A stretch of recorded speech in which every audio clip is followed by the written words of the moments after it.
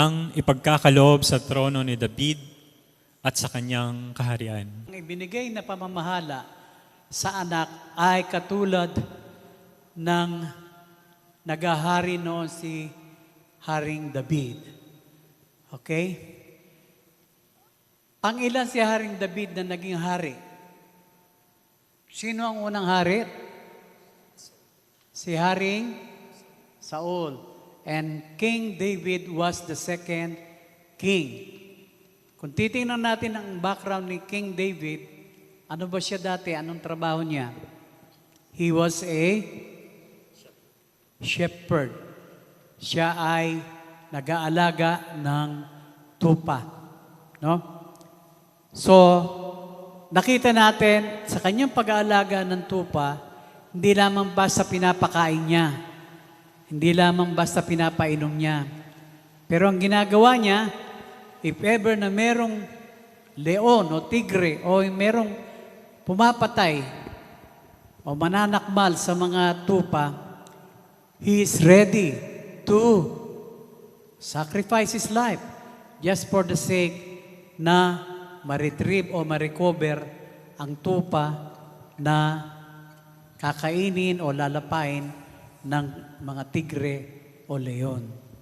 It's about his trust on Yahweh. Ang kanyang tiwala sa Diyos na makapangyarihan. Sabi niya, He is the Lord of hosts, Yahweh. No? So nandun ang kanyang confidence at the same time, yung kanyang physical experience. Kaya napatay niya si Goliath. Sa panahon ni David,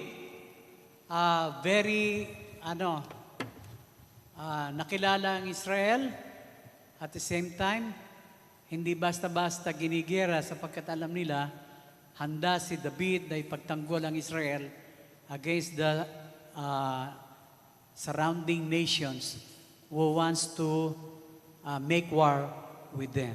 Ang pamamahala ng anak ng Diyos ay may hustisya at may katarungan at may katwiran.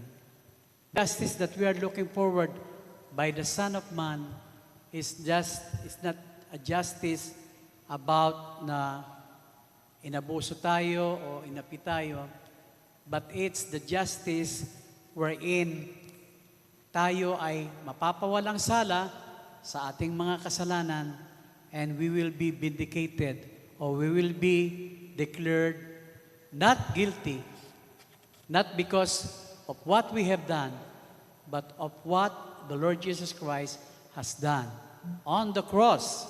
No? Pinawalan sala tayo sapagkat tayo ay tinubos ni Kristo sa ating mga kasalanan.